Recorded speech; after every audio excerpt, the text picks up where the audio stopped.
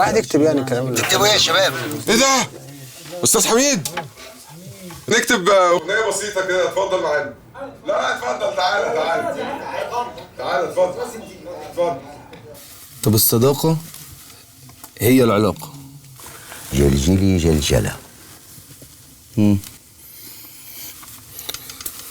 بطلاقة كنا زي برق ورعد في عز الليل. برق ورعد ايه بس يا جماعة؟